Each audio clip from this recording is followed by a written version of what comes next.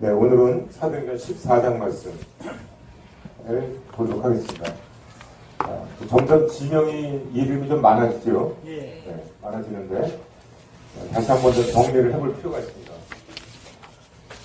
자, 성도님들, 그러니까 사도행전 1장부터 쭉 부분을 머릿속으로 싹 정리가 되어야 됩니다. 사도행전은 굉장히 중요한 말씀인데요. 1장부터 7장까지는 초대 예루살렘 교회에서 어떤 일이 있었는가, 성령이 기름 부으심으로 초대 교회가 부흥하는 그런 모습들을 보이게 됩니다. 그러면서 핍박이 일어나게 되죠.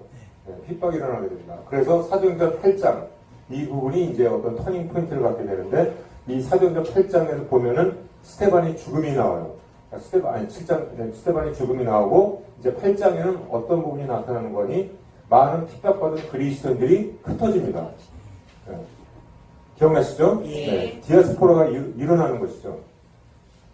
그래서 그들이 간 곳이 어디냐 그러면은 이 수리아 지역의 안디옥 교회였다라는 거죠. 피신하는 사람들이 많은 지역으로 피신했겠죠. 그런데 유독 이 안디옥이라는, 이 수리아 안디옥이라는 이 교회에서 부흥이 일어납니다. 피신한 그리스도인들이 헬라인들에게 복음을 전하고 해갖고 여기서 성령을 받아요. 그래서 이 부분을 확인하기 위해서 누가 갑니까? 두 사도가 아니죠. 바나바가 갑니다. 예루살렘 교회에서 바나바를 보내갖고 이 수리아 안디옥 교회의 부흥에 대해서 조사하게 합니다. 근데 보니까 굉장히 여기서 부흥을 하게 되고, 그래서 초대 담임 목사로 누가 말씀을 이제 전하게 됩니까? 이 바나바가 전하게 됩니다. 근데 이 바나바가 부흥하는 과정 중에 어디로 가서 사울을 데려옵니까? 이 다소에 가서, 북쪽에 있는 다소에 가서 사울을 데려옵니다. 왜 그랬습니까? 이 사울은 이방인의 부르심을 받은 자다라는 것을 성령을 통해서 이 바나바는 깨달은 거죠. 그래서 자기가 맡을 영역이 아니고 이 사울이 앞으로 이방인을 위해서 이방인의 그릇으로 세워진 이 사울을 같이 동역하기 위해서 다소에 가서 사울을 데려옵니다. 거기까지가 이제 지난 과정 중에 쭉 말씀이었고요. 그래서 12장에는 어떤 부분이 있습니까? 자, 이 수리아 안디옥교에서 큰 부흥이 일어나다 보니까 성령의 부르심을 받고 바나바 사울을 따로 세우라라고 성령께서 말씀하십니다. 내가 이방인들을 위하여 이들을 사용할 것이다. 이렇게 그러니까 어디로 갈지, 무엇을 할지는 알지 못하지만 성령께서 바나바 사울을 따로 세우게 하십니다. 그죠? 네. 그래서 이들이 이제 사도행전 13장 부분은 첫 전도여행을 가게 되는데, 어디로 가게 됩니까? 가장 가까운 수리아 안디옥에서 가장 가까운 구브로 섬으로 갔다라고 나옵니다. 그죠? 네. 그래서 여기 보면 살라미 항구를 거쳐서 바보로 갔습니다. 바보 다 기억나시죠? 네. 이 바보에서 어떤 일이 일어납니까? 마술사를 만나죠. 네. 그래서 여기서 총독 서기오 바울이 회심하고 그리스도인이 됩니다. 그리고 그 마술사, 복음을 방해하는 마술사는 장님이 됩니다. 그런 첫 사역을 여기 사울이 하게 됩니다. 그리고 어디로 갑니까? 버가로 갑니다. 여기는 전부 다 이렇게 배를 타고 가는 지역이죠. 여기 섬이고, 이 버가에서 어떤 사건이 일어나죠. 무슨 사건이 일어납니까? 마가 요한이라는 자가 돌아갑니다. 다시 예루살렘으로. 그죠? 네. 같이 사역을 안 하고 돌아갔다. 이렇게 얘기가 나왔습니다. 그래서 마가 요한은 예루살렘에서 이 부조할 때, 이 예루살렘 교회가 어려울 때 수리아 안디옥 교회에서 부의할 때 이 바나바와 사울이 헌금을 들고 예루살렘 교회를 도우러 갔다가 같이 데리고 온 사람이 바로 마가 요한이었다라는 부분입니다. 다 기억나시죠? 예. 그래서 지난주에 사도행전 13장은 버가하고 비시디아 안디옥에 그 복음을 전하고 어떻게 바울이 설교를 했고 라는 부분들을 말씀을 이제 나눴죠. 자, 기억나시죠? 네. 자, 그래서 사도행전 14장은 이제 비시디아 안디옥에서 오늘 새로 나온 도시 이고니온, 루스라, 더베 이 지역을 이제 말씀을 나누고, 이제 이 더베를 끝내고 바로 다시 수리아 안디옥으로 돌아가는, 아달리아를 거쳐 해갖고 버가를 거쳐서 아달리아에서 다시 배를 타고 수리아 안디옥으로 갔다라고 나오는 게 14장 마지막 구절이에요. 그러니까 뭡니까? 사도행전 14장은 사도 바울의 1차 전도 여행. 보세요. 수리 안디옥에서 살라를 거쳐 바보로 거쳐서 버가로 해서 비시디 안디옥에서 이고니온 루스라 더베로 해서 다시 이탈리아로 해갖고 수리 안디옥으로 돌아가는 요 과정이었다는 거죠. 자, 다 머리에 환하게 오시죠? 잘 따라오고 계시죠? 네. 재밌으시죠? 네. 자, 그러면 오늘 사도행 14장에 그러니까 이 지역이 갈라디아 지역이에요. 비시디아 안디옥, 버가, 이고니온, 루스라, 더베 이 부분이 다 갈라디아 지역이다. 이쪽은 갑바도기아 지역. 다 이게 터키 쪽을 얘기하고 있습니다. 이제 다음번에는 이제 2차 전쟁은 이 에베소가 나옵니다. 에베소는 그리스하고 터키에 이 마주보고 있는 그런 그 주요 무역 항구입니다. 에베소. 그러니까 지금 여기 요 부분을 아시아라고 합니다. 아시아, 소아시아 지역. 다 나중에 성지순례 가실 때 다 둘러보실 그런 부분입니다. 이게 한 번에 못 보세요. 젊으셨을 때 빨리 한 번 쫙 가보시고 또 다시 한번 이런 부분까지 다 가보시고 이렇게 해야 돼요. 자, 오늘 그래서 사도행전 14장 이 부분을 같이 보도록 하겠습니다. 사도행전 14장.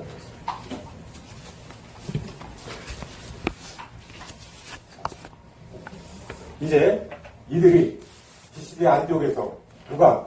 바울과 바나바가. 그죠? 이제 바울과 바나바로 이름이 바뀝니다. 순서도 바뀌어요. 바나바가 서울에서 바울과 바나바로 바뀝니다. 이에 이고니온에서 두 사도가 함께 유대인의 회당에 들어가 말하니 거기에 누가 있습니까? 유대와 헬라의 허다한 무리가 믿더라 이렇게 나옵니다. 자, 그러니까 여기서 보세요. 비시디아 안디옥에서 그런 이고니온까지는 도대체 어디 지역이냐라는 것을 대충 감이 있으셔야 되겠죠? 네. 비시디아 안디옥에서 이고니온까지는 약 한 지도상으로 보면 160km 남쪽으로 약간 남쪽으로 떨어져 있고 동쪽입니다. 주로 남동쪽으로 떨어져 있는 그런 도시였다. 160km 매우 오래된 도시 지금의 터키의 코냐라는 지역이라고 합니다. 이고니온 지역이 매우 역사적인 도시다라고 알려져 있습니다. 그래서 이쪽은 주로 헬라인들이 많이 있는 그런 도시였고 농업과 상업의 중심지였다 이런 부분이 있습니다. 그런데 기억나십니까? 이 비시디아 안디옥도 해당에 들어갔다고 그러고 이고니온에도 해당에 들어갔다고 그래요. 해당에 들어갔는데 여러분들 기억나십니까? 비시디아 안디옥에서 바울이 연설을 했죠.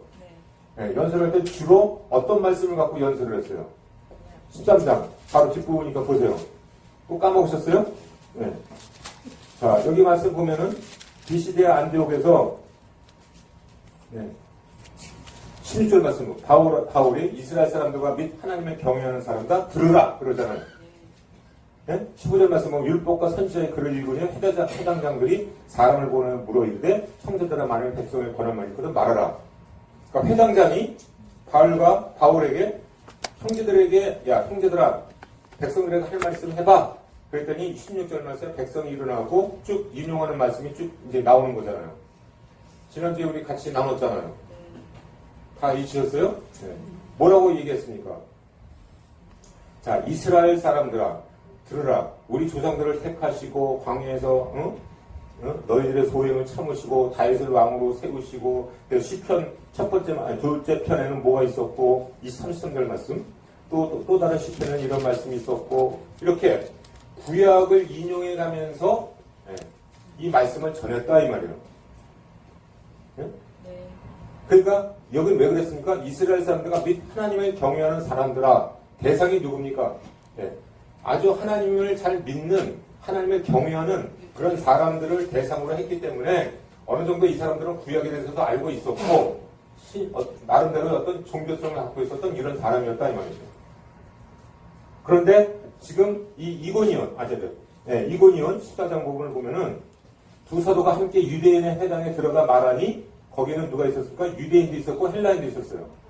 그러나 순종하지 아니하는 유대인들이 이방인들의 마음을 선동하여 형제들에게 악감을 품겠다 이렇게 나옵니다. 그러니까 이쪽에서는 아주 선교 환경이 아주 열악한 환경이라는 것을 우리가 알 수가 있습니다. 비시디아 안디옥만 하더라도 굉장히 이렇게 말씀을 잘 듣는 그런 그 유대인들이 많이 있었는데 이고니온에 딱 가봤더니 뭡니까? 네. 잘 믿는 자들도 있었지만은 유대인들이 아주 악한 유대인들이 있었고 이방인들의 마음을 선동해갖고 이 형제들에게, 즉 형제들에게 누구니까 바울과 바나바에 대해서 악감을 품게 했다 이렇게 나옵니다. 그래서 두 사도가 오래 있어 주를 힘입어 담대히 말하니, 그러니까 이 이고니온 지역에 상당히 오랜 기간 여기 머물렀던 것 같아요. 그만큼 선교가 힘들었기 때문에 말씀을 전하는 환경이 굉장히 힘들었다라는 것을 우리가 알 수가 있습니다. 그래서 이쪽에서 주님께서 표적과 기사를 행하게 합니다. 표적과 기사를 행하게 해서 하나님의 말씀을 증거하게 합니다. 그래갖고 유대인을 이제 이 4절 말씀 보면은 무리가 나누게 됩니다. 무리가 나누게 돼요. 자, 바울을 잘 말씀을 따르는 무리가 생기고 또 하나는 뭡니까? 잘 따르지 않는 악심을 품는 그런 무리 둘로 나눠지게 됐다 이렇게 얘기를 하고 있습니다. 이 이고니온에서는. 그래서 그 악심을 품고 있는 5절 말씀 보면 이방인과 유대인과 그 관리들, 거기 이 지역을 다스리는 이 공무원들, 이들이 두 사도를 모욕하여 돌로 치려고 달려드니 이렇게 나옵니다. 돌로 쳤어요, 안 쳤어요? 아직 여기는 돌로 치지 않았습니다. 여러분 잘 성경 말씀을 잘 구별하셔야 됩니다. 그래서 여기서는 이미 그들이 악심을 품고 돌로 쳐 죽이려고까지 했던 그런 극한 환경까지 갔었다라는 것을 우리가 알 수 있습니다. 그래서 여기서 그들이 알고 이들이 우리를 죽이려고 하는구나. 그걸 알고 도망했다 이렇게 나옵니다. 도망했다. 그래서 도망한 지역이 어디입니까? 루가오니아의 두 성. 루가오니아. 이 성으로 되어 있는 루가오니아의 두 성, 루스드라와 더베로 간 거죠. 그러니까 루스드라로 갔다 이렇게 되는 거죠.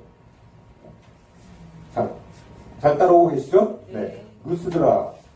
그러니까 여기서 루스드라하고 이 이고니온 부분은 특히 이 루스드라는 여러분들이 잘 주목해서 보셔야 될 부분입니다. 여기서 돌에 맞아 실제로 바울이 돌에 맞아 거의 죽게 되는 겁니다. 큰 사건이 일어나요, 여기서. 자, 이 부분을 이제 보도록 하겠습니다. 자, 그러니까 이 중상모략, 이 이고니온에서는 중상모략이 일어나갖고 아주 굉장히 힘든 것, 두 파로 갈라져갖고 사도 바울을 따르는 사람들과 사도 바울을 대적하는 자들, 이런 자들이 대적을 일으켜갖고 돌로 쳐 죽이려고까지 해갔기 때문에 오랜 기간 머물렀음에도 불구하고 루스드라로 피신하는 그런 사건이 일어납니다. 자, 그런데 이 루스드라에서 어떤 일이 일어납니다. 그 말씀이 이제 8절부터 보면 돼요. 잘 따라오고 계시죠? 네. 쉽죠? 네. 이렇게 지도를 보면서 이렇게 보시면은 한눈에 쫙 들어온다. 바울의 1차 선도여행에서 어떤 사건들이 있었는가 하는 것을 우리가 알 수가 있어요. 루스드라에 발을 쓰지 못하는 한 사람이 앉아있는데 나면서 걷지 못하게 되어 걸어본 적이 없는지라. 바울이 말하는 것을 듣거늘 바울이 주목하여 구원받을 만한 믿음이 그에게 있는 것을 보고 큰 소리를 내 네 발로 바로 일어서라 하니 그 사람이 일어나 걷는지라. 자, 나면서부터 안진뱅이를 일으켜 세우는 그러한 기적이 일어나는 현장이 바로 루스드라에서 일어납니다. 바울이.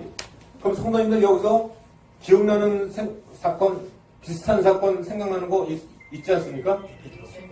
그렇죠. 베드로가 나면서부터 안진뱅이가 있었던 그 사람을 주목해서 이렇게 세우는 사건이 일어난다. 자, 저자는 지금 누굽니까? 똑같이.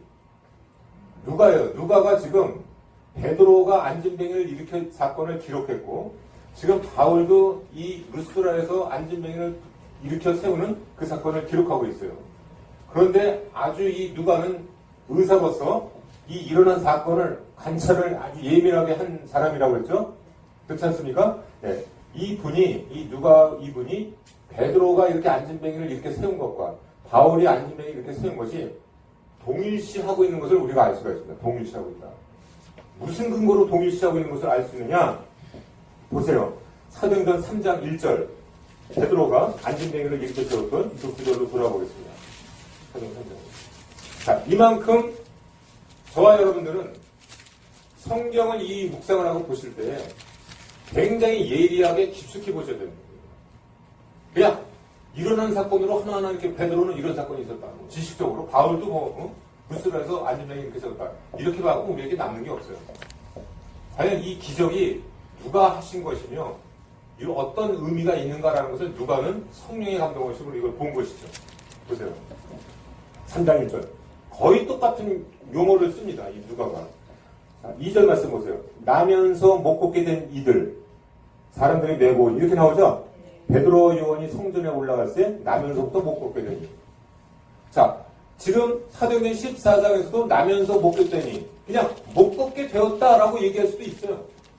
그러나 나면서부터 못 걷게 되었다라고 하는 것은 이 베드로가 한 사역과 그 다음에 이 바울이 이렇게 세우는 이 사역을 지금 동일시하고 있다라는 것을 의미하고 있는 겁니다.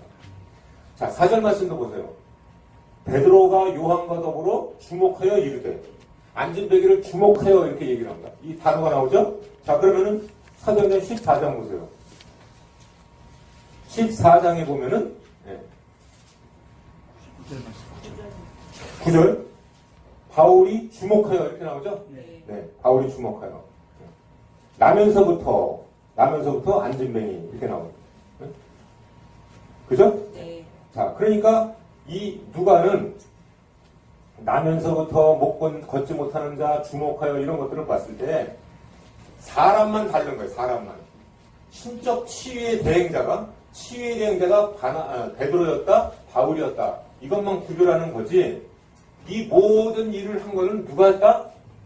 네, 성령께서 하신 것이다. 라는 것을 암시하고 있는 겁니다. 암시하고 있는 겁니다.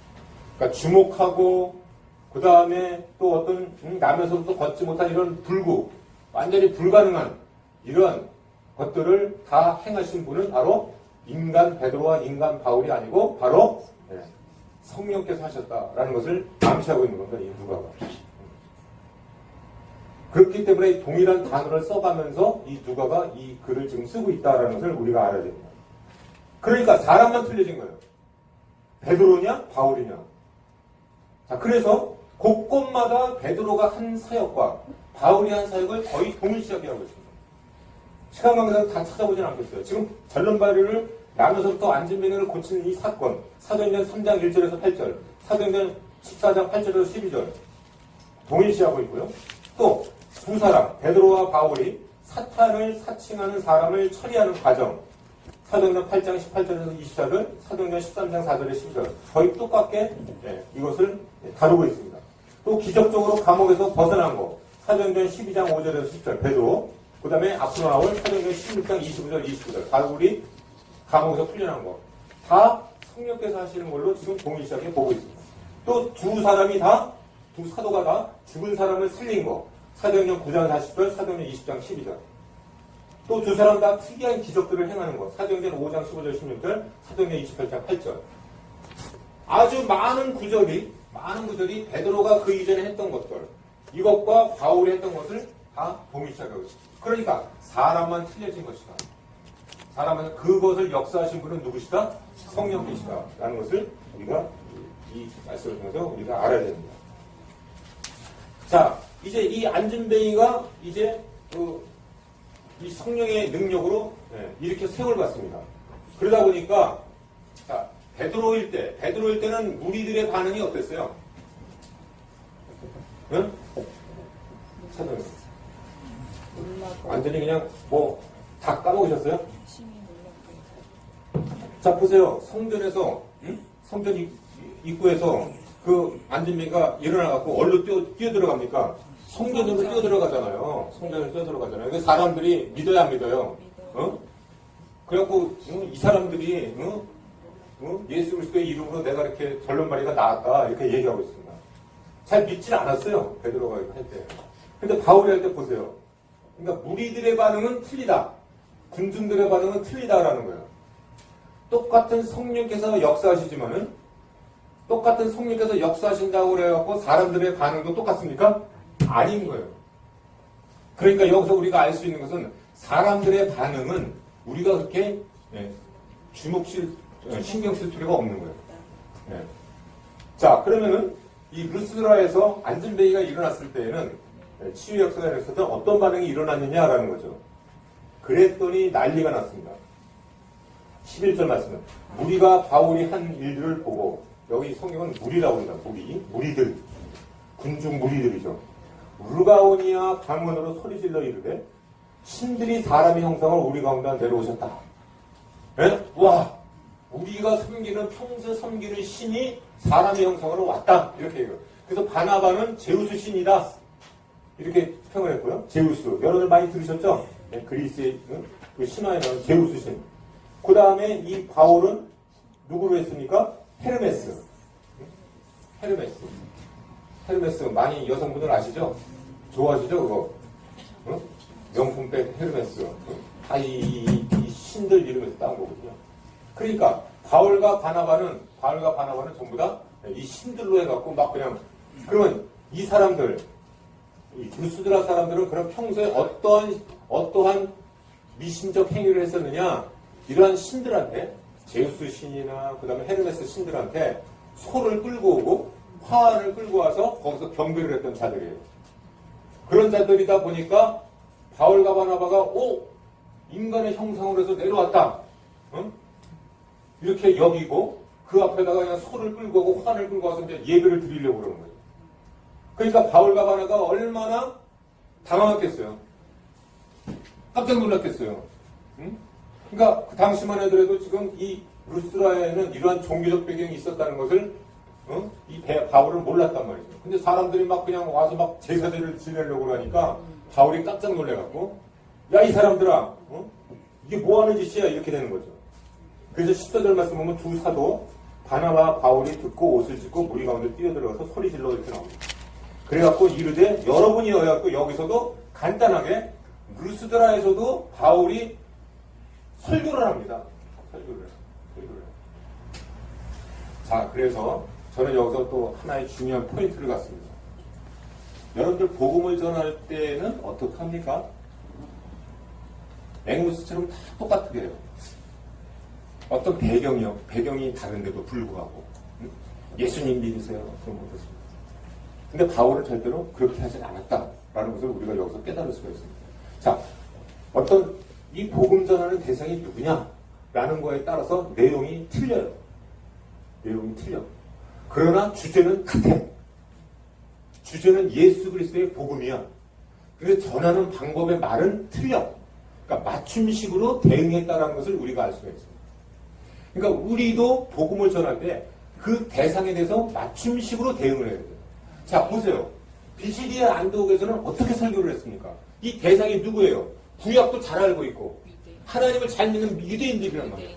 그러니까 그런 사람들한테 일방적인 얘기를 하고 되겠어요? 그 사람들은 말씀, 구약이 너네들이 알고 있는 그 약속의 구약의 말씀을 갖고 설교를 했단 말이에요. 비시디한 거, 그죠? 시편 말씀이나 이런 거를 갖고. 그러니까 그들이 딱딱딱 알아들은 거예요. 그런데 여기서 지금 이 이고니와 루스드라 이쪽은 완전히 복음 이 구약을 알아 몰라.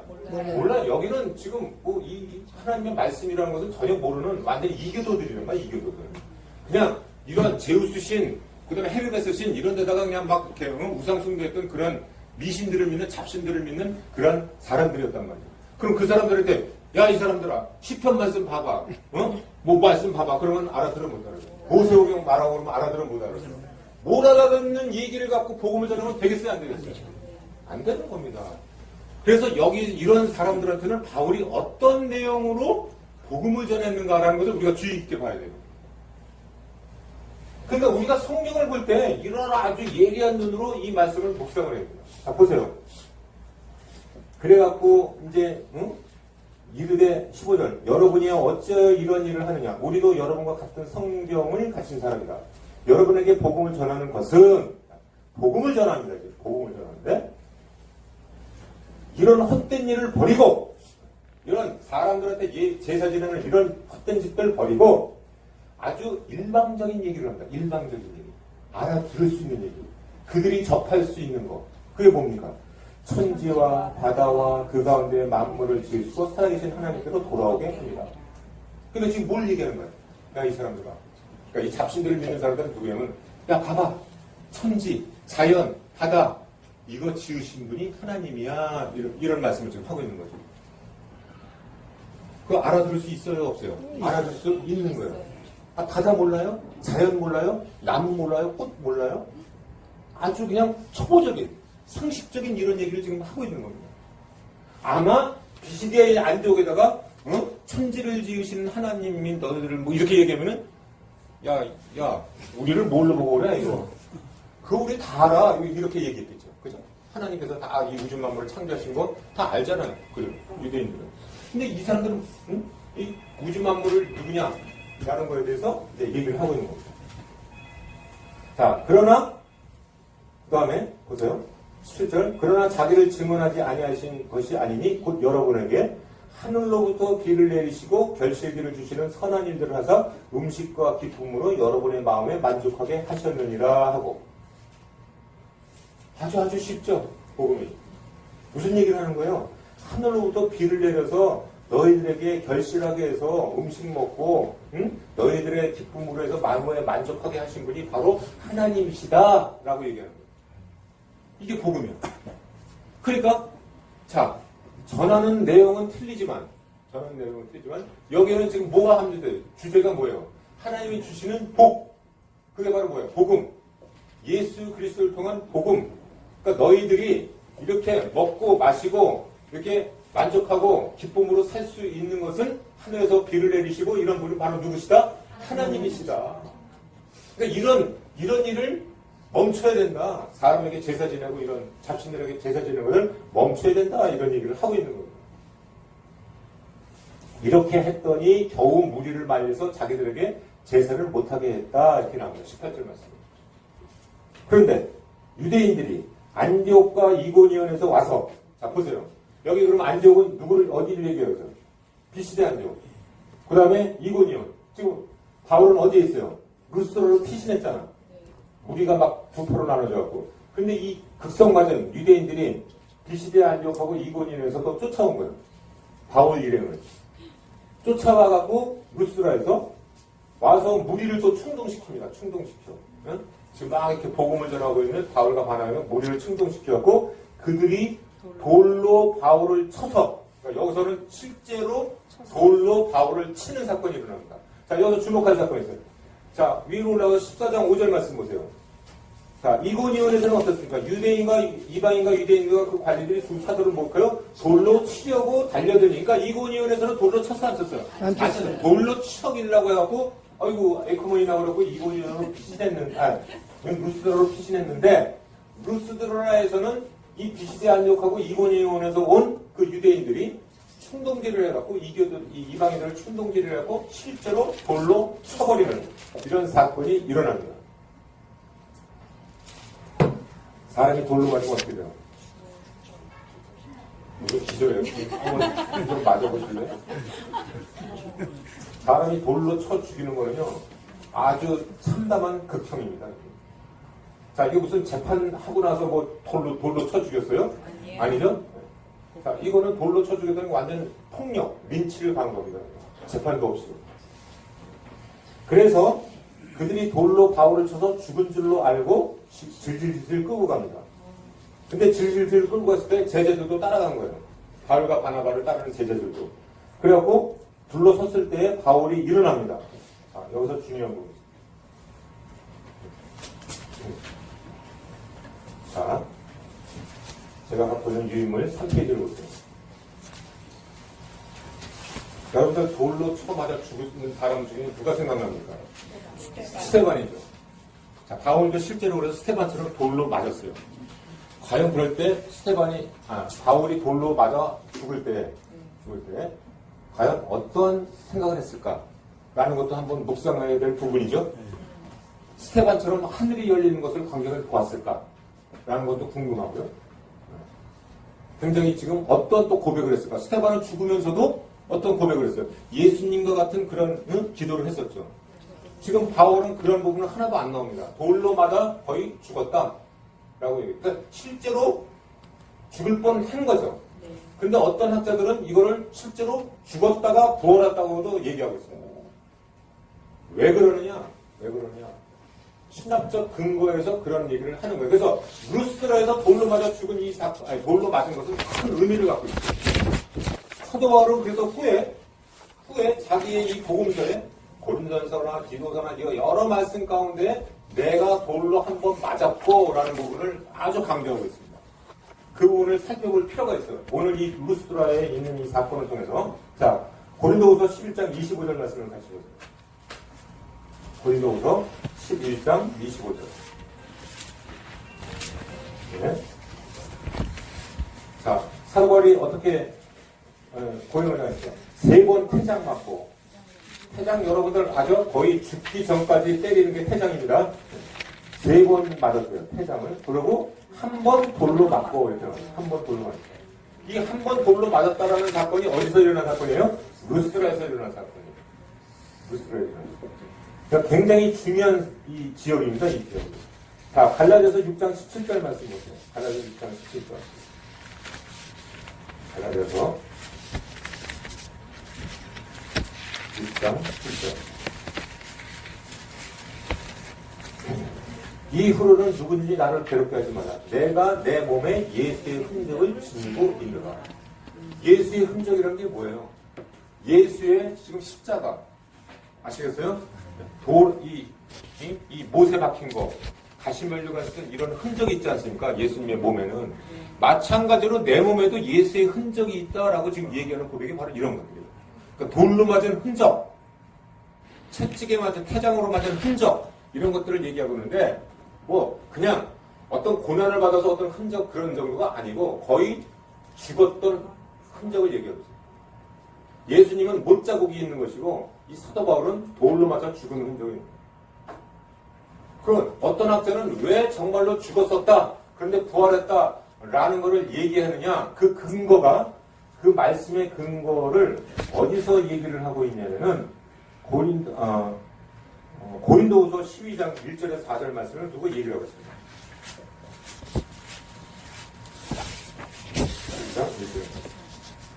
그러니까 죽었냐 안 죽었냐 부활했냐, 그게 난 중요한 게 아니에요. 사도 바울이 목을 맞아 거의 죽을 뻔한 거죠. 그러니까 사람들이 그 무리들이 어땠어요? 죽은 줄 알고 끌고 나갔다 그랬잖아요. 성 밖으로 끌고 나갔다 이렇게 얘기하고. 그러니까 사람들은 다 죽었다고 본 거예요. 그래서 제자들도 따라갔는데 거기서 이제 일어난 거죠. 자, 보세요. 사도행전 10장 1절에 사도요. 무익 하나만 내가 부득불 자랑하노니 주의 환상과 계시를 말하리라. 자, 바울이 3층 천으로 올라가죠. 바울이 3층 천으로 올라가서 하늘을 본 이 아주 어마어마한, 그 어느 사도도 경험하지 않았던, 인간 중에 어느 누구도 3층 천을 구경한 사람이 없어요. 네? 물론 어떤 꿈을 꿔고 나 천국 갔다 왔어요, 그런 개꿈 같은 소리 하는 사람들도 지금도 있지만은, 그건 그건 꿈 같은 정말 얘기고, 이 성경에서 나오는 이 사도 바울이 내가 3층 천을 봤다 라고 지금 고백하고 있지 않습니까? 자, 이 고백을 잘 보시기 바랍니다. 내가 그리스도 안에 있는 한 사람을 아노니 그는 14년 전에 셋째 하늘에, 3층 하늘이 첫째, 둘째, 셋째 하늘이 있는데 셋째 하늘에 이끌려 간 자라. 14년 전에, 이렇게 지금 고린도후서 12장 2절에서 고백하고 있잖아요. 이 14년 전을 거꾸로 거슬러 올라가다 보면은 바로 이때입니다. 그래서 어떤 이 돌로 맞아갖고, 돌로 맞으면 뭐 죽던 기절하던 뭐 할 수가 아니니까 의식이 없는 상태이잖아요. 이 의식이 없는 상태, 이때의 3층 천에서 내가 이 셋째 하늘을 봤다 라고 지금 얘기를 하고 있다는 거예요. 성경 학자들. 그렇기 때문에 이 바울이 돌로 맞아서 죽게 된, 거의 죽을 뻔했던 이러한 사건이 바로 어디에서 일어나는 거니? 루스드라에서 일어나는 거예요. 이 극성 맞은 이 유대인들이 비시대 안디옥하고 이고니온에서도 쫓아와갖고 루스드라에서 이런 사건이 일어납니다. 자, 다시 사도행전 14장으로 돌아가고요. 그래서 20절 말씀 보면은 제자들이 둘러섰을 때 바울이 일어납니다. 일어나요. 그리고 그 성에 들어갔다가, 그 성은 어디에요? 다시 루스드라 성으로 들어간 거예요. 그래갖고 이제 어디로 갑니까? 더베로 내려갑니다. 바로 밑에 지역 더베. 자, 잘 따라오고 계시죠? 네. 다시 정리하면은 이고니온에서는 여기서 비시대 안디옥에서 이고으로 왔는데 여기서 또 극성 맞은 이 유대인들이 이방인들을 충동질을 해갖고 여기서 두 패로 갈라져갖고 다시 루스드라로 왔는데 루스드라에서 안진뱅이를 고쳤더니 무리들이 그냥 와 제우스 신이나 헤르메스 신이 인간의 형상으로 왔다. 그래갖고 막 난리법석 쳤는데 이 사람들아 뭐 하는 짓이야 라고 해갖고 일반적인 어떤 복음을 전합니다. 그러니까 그들을 안정시켰는데 결국에는 유대인들이 돌로 쳐서 거기 바울이 죽게 되다 보니까 여기서 다시 더베로 왔다 이렇게 나옵니다. 자, 그러면 더베는 이 누가는 더베에서 어떤 복음을 전했는가라는 것은 아주 간단하게만 언급합니다. 한 줄짜리밖에 안 썼어요. 그러나 보면은 어디 나옵니까? 네. 자, 20절 더베로 가서 그죠? 복음을 그 성에서 전하여 많은 사람을 제자로 삼고 이렇게 됩니다. 그러니까 더베에서도 비록 한 줄밖에 안 나오지만 성경은 여기서도 많은 사람을 제자로 얻었다 이렇게 얘기를 하고 있습니다. 돌로 맞은 그런 그 상황에서도 불구하고 이 바울은 더베에 피신해갖고 여기서 복음을 전했다라는 것을 우리가 알 수 있습니다. 자, 여기까지가 끝났어요. 여기까지가 끝나갖고 이제 바울과 바나바는 제자로 삼고 20절 말씀합니다. 루스드라와 이고니온과 안디옥으로 돌아가서 이제 여기서부터는 돌아가는 과정이 나옵니다. 돌아가는 건 어디예요? 다시 여기서 빠꾸 더베에서 어디로 가요? 루스드라, 이고니온, 비시디아, 안디옥으로 갔다 이렇게 나오는 거죠. 이해가 되시죠? 자, 그러면 여기는 다 왜 다시 돌아가요? 여기서 다 죽을 뻔했었는데. 여러분들 같으면 저와 여러분들 같으면 핍박받은 곳에서 피신해 왔으면 다시 그리로 갈 마음이 생겨야 안 생겨요? 안 생기잖아요. 네. 근데 왜 빨리 돌아가는 길에 빨리 가면 여기서 빨리 더베에서도 여기 항구가 가깝거든요. 그럼 여기서 바로 수리안대옥으로 가면 되는 거예요.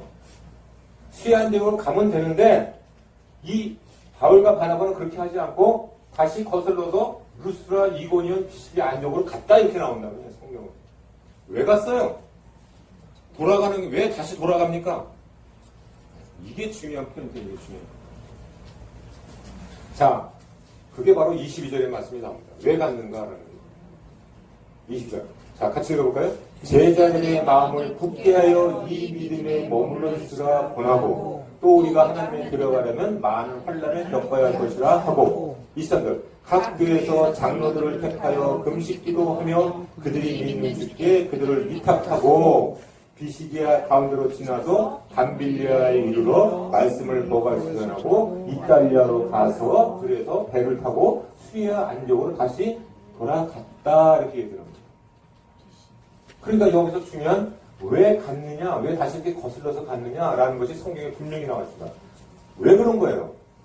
자, 첫 번째 마음을 굳게 한다.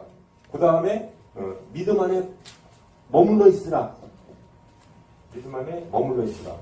이 얘기를 하기 위해서 갔다라고. 그 다음에 두 번째, 장로들을 세우려고 갔다. 이렇게 얘기하거든요. 장로들을 세우려고 했다. 그럼 이게 무슨 뜻을 갖고 있느냐라는 거죠. 자, 성도님들. 중요한 부분이에요, 여기가. 그래서 바울의 1차 선교 여행에서 어디를 갔고 무슨 사건이 일어났고 어디서 핍박받았고 이거는 다 과정인 거고 도대체 이 사도 바울은 성령의 부르심을 받아서 성령께서 무슨 일을 하게 하시려고 이들을 이렇게 이 지역에서 보내셨는가라는 포인트가 가장 중요한 포인트 아니겠어요? 내가 어떤 경험을 했다라는 게 중요한 게 아니고 거기서 무슨 일을 했는가라는 게 중요한 거 아니겠어요? 이 바울과 바나바를 보낸 분이 누구세요? 내가 시킬 일이 있다라고 해서 이들을 세운 거 아니겠습니까? 그럼 도대체 우리 하나님께서는 이 바울과 바나바를 통해서 무슨 일을 하려고 하셨을까? 그게 포인트지 않겠습니까? 그 포인트가 바로 뭐냐면은 믿음을 굳게 하라. 누가? 교회에서 첫 번째로 하는 일이 계속 믿음을 굳게 해야 된다라고 지금 얘기하고 있는 거죠. 자, 그래서 인물 3페이지에 3번을 보시면 이들이 다시 방문한 목적은 마음을 굳게 하고 권하는 사역이었어요. 그러니까 바울과 바나바는 회심한 자들에게 믿음에 거하라고 권했을 뿐만 아니라 장로들을 택했어요. 그러니까 이런 겁니다. 자, 교회를 세운 겁니다. 먼저 첫 번째. 교회를 세운 각 지역마다 이 도시마다 다니면서 교회를 세웠다. 자, 보세요. 구부로에 가서 가보에 갔고 버가에 갔고 비시디아에 갔고 이고니온 가고 루스라고 거기를 갔어요. 자, 이곳에서 믿음을 권하게 하면서 장로들을 세웠다 이렇게 하고 있단 말이에요. 장로들을 세웠다. 그러니까 감독자들을 세웠다라는 거예요. 감독자들을 세웠다. 근데 여기서 중요한 포인트를 띄요.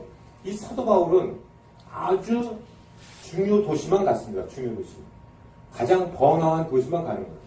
자, 선교는 당시 이 복음이 전하지 않은 이런 이방 땅이기 때문에 저 사람도 별로 없는 산골에 가서 복음을 전하면 되겠어요? 안 되겠어요?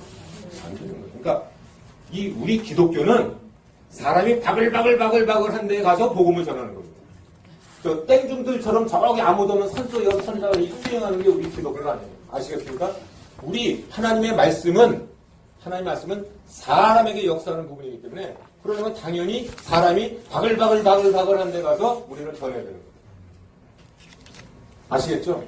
뭐 혼자 저기 어디 절에 같은 거 이게 높은 산에 올라가서 아무도 없는 가서 나는 말씀으로 뭐가 좀 위로도 받고 싶고 뭐 수양도 하고 싶고 뭐 이런 분들이 있어요.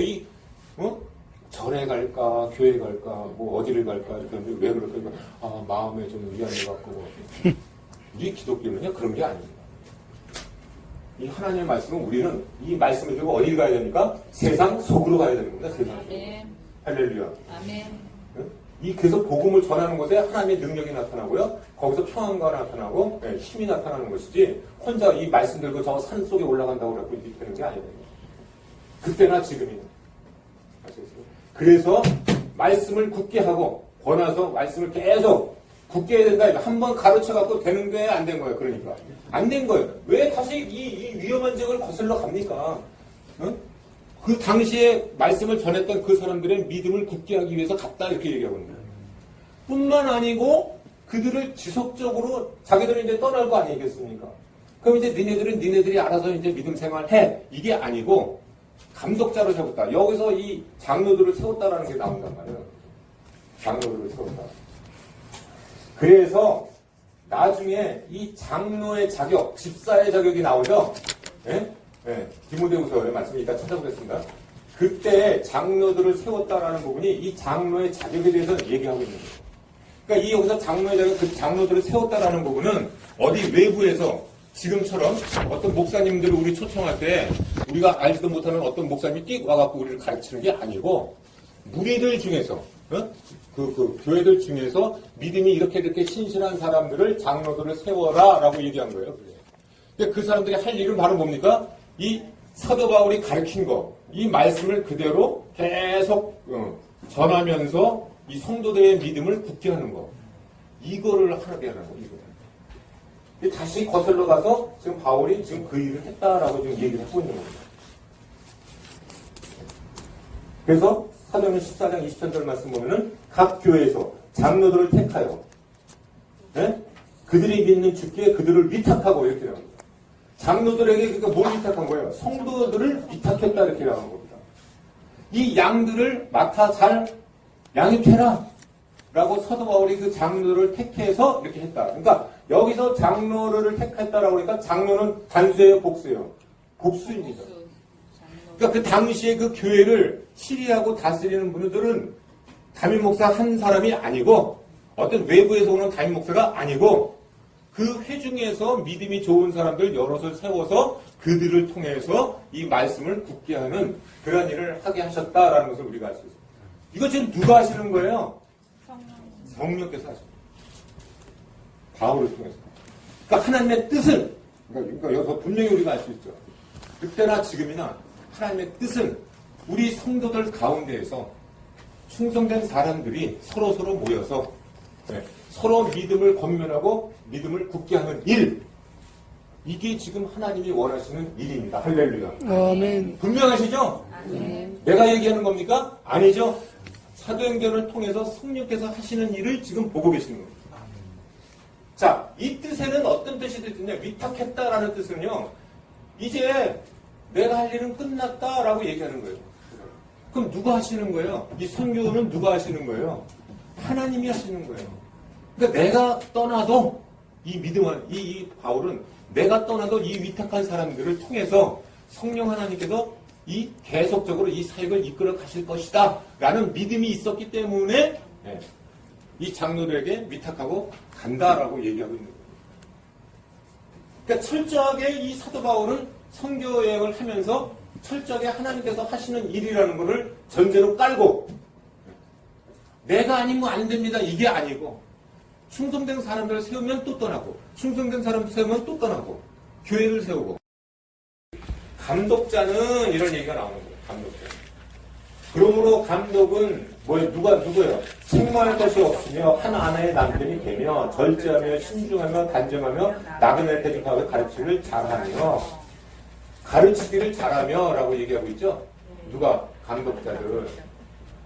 그러니까 이 디모데전서 3장 2절에서 지금 감독자는 이렇고 그 다음에 집사는 어떻고 라고 얘기하는 것들이 바로 뭐냐면 교회를 세운 그곳에서 감독하는 사람들, 너희 회중 중에 감독하는 사람들, 세운 사람들을 요런 사람을 세워라 라고 얘기한 것이 바로 이 말씀이에요. 그러니까 여러분들이 지금 이 디모데에서 이런 나오는 모든 말씀들, 감독자를 세우는 거 뭐 이런 것들이 다 사도 바울의 선교에서 이루어진 일들이기 때문에 사도 바울이 여기서 다시 돌아가면서 비시디 안디오크나 이고니아 루스나 이런 쪽에 가갖고 다시 거기서 장로들을 세워서 믿음을 굳게 하게 하는 일을 맡기는 거에 대해서 이런 사람들을 세웠구나라는 것을 알 수가 있는 거예요. 근데 우리는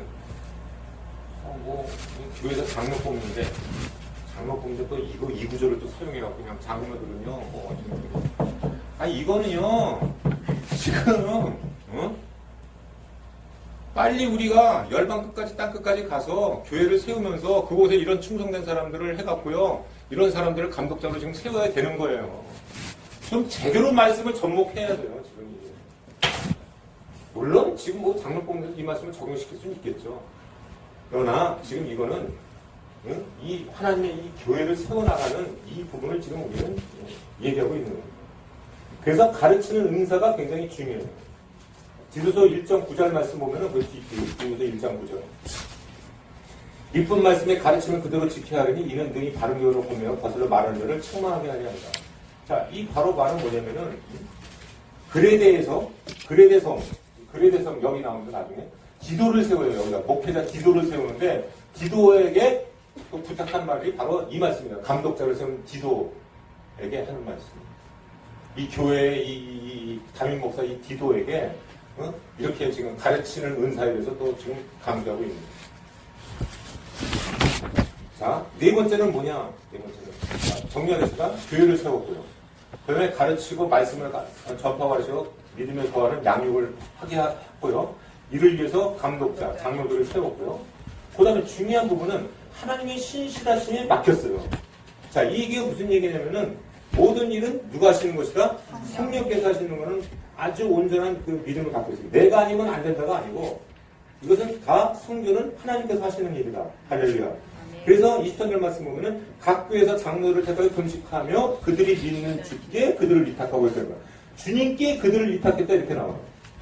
장로들께 이들을 위탁하고가 아니고 장로들을 세웠는데 그들이 믿는 주께 그들이 믿는 주님께 그들을 위탁했다 이렇게 얘기해요. 그러니까 여기서 우리가 알 수 있는 것은 사도 바울은 철저하게 성령 하나님께 의탁하면서 모든 사역을 이루어간 사람이구나 라는 것을 우리가 알아야 됩니다. 그 다음에 다섯 번째는 보고를 해야 돼. 보고. 혼자 알고 혼자 저기가 아니고 파송한 교회는 항상 이 선교사를 파송한 교회는 이것을 책임질 책임이 있는 거, 사명이 있는 겁니다. 그래서 우리가 어떤 선교사를 보냈어요. 무슨 파송을 했어요. 그러면 그 사람들에 대한 책임을 누가 갖고 있습니까? 보낸 교회가 갖고 있는 거예요. 보낸 교회. 그래서 누가 보냈습니까? 수리아 안디옥교에서 보냈잖아요. 수리아 안디옥교로 돌아와갖고 보고를 합니다. 27절 말씀 보세요. 모든 일들과 이방인들에게 믿음의 문을 여신 것을 하나님께서 함께 하신 모든 일들 이것을 보고하고 이렇게 얘기해요. 그러니까 하나님께서 함께 하신 일을 보고해야 되는 거예요. 아무 소식도 없고 뭐 하는지도 모르고 우리는 보냈는데 뭐 관심도 없고 이러면 되는 거 안 되는 거예요? 안 되는 거죠. 늘 항상 관심 갖고 그들은 또 정기적으로 와갖고 끝나면 또 보고하고 뭐가 하나님께서 어떤 일을 하셨는가를 보고하고 이렇게 해야 되는 것이 바로 사도 바울의 선교 정책이었다라는 것을 우리가 알고 정리하겠습니다. 이제 1차 선교 여행을 이제 마쳐지게 됩니다. 그래서 바울이 세계에서 복음을 전하는데 준수했던 기본적인 원리들을 우리가 이제 쭉 알게 되었습니다. 자, 오늘날 우리도 이 중요한 원리를 따라야 되는 겁니다. 그렇기 때문에 사도행전이라는 말씀을 우리에게 주신 거예요. 너희도 지금 계속해서 이 일을 해야 된다는 거죠. 땅 끝까지 우리는 지금 사도행전은 뭐를 얘기하고 있어요? 예수님께서 하늘로 올라가시는. 그 다음에 뭘 하고 돼요?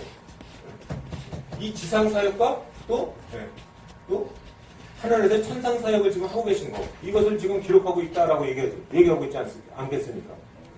계속해서 행하시고 가르치신 일들을 지금 기록하고 있는데, 그러니까 우리도 바울과 바나바는 일을 하도록 파송된 사람들이에요. 13장 2절 말씀 보실래요? 13장 2절.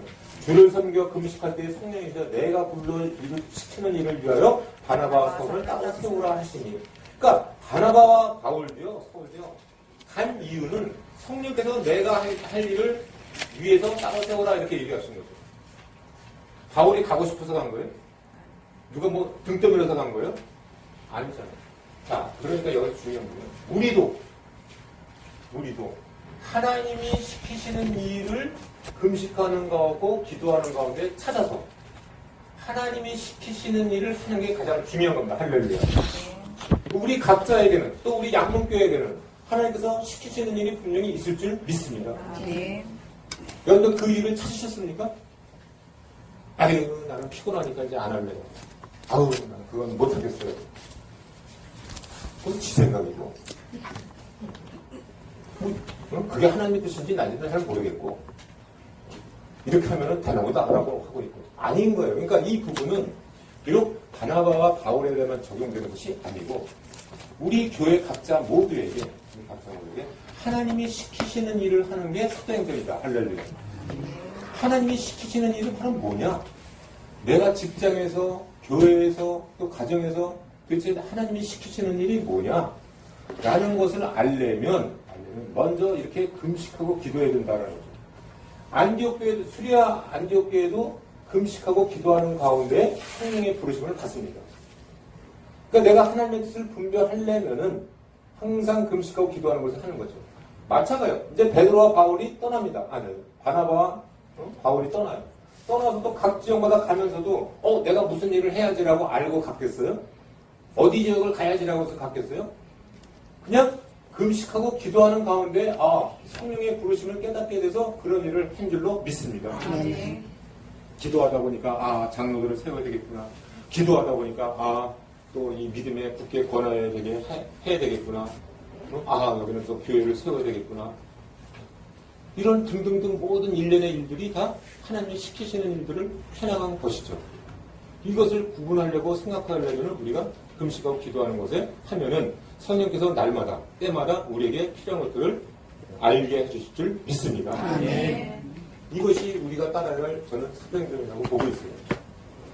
그래서 저와 여러분들이 우리 양문교회가 이제 앞으로 하나님께서 시키시는 일, 하고 싶으신 성령께서 하게 하시는 일만을 해서 우리 각자가 부흥되고 우리 교회가 부흥되기를 간절히 소망합니다. 기도하고 마치겠습니다. 하나님 아버지, 은혜를 감사드립니다. 수리아 안디옥교회에서 금식하고 기도하는 가운데 성령의 부르심을 받고 바나바와 바울이 선교여행을 떠나서 그 모진 고통과 돌로 맞아 죽을 뻔한 그런 위험 지경까지 이르렀지만은 성령의 도우심으로 그 파송된 교회에 돌아와서 위대하신 하나님께서 하신 일을 보고한 것을 보게 됩니다. 하나님 아버지, 우리 모두도 날마다 기도하는 가운데 하나님의 부르심을 깨닫게 하여 주시고 하나님이 맡겨주신 일들을 감당해 나갈 수 있는 모든 복된 지체들이 되게 하여 주시옵소서. 감사드렸고 예수님 이름으로 기도하옵나이다. 아멘.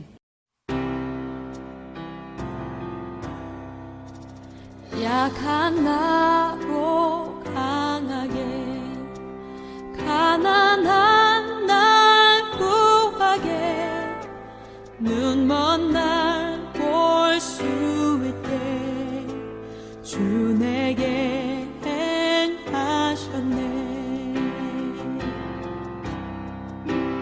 호산나 호산나 죽임 당한 어린 양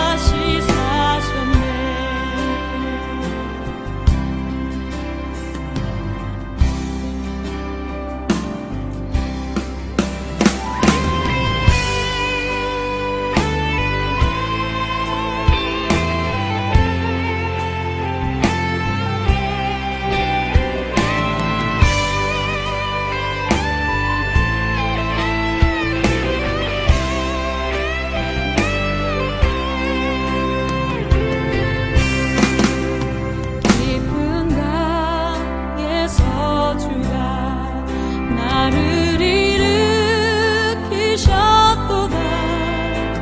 구원의 노래 부르리. 예수 자유 주셨네. 호산나 호산나 죽임 당한 어린 양. 호산나 호산나 예수 다시 사셨네. 호산나 호산나 죽임 당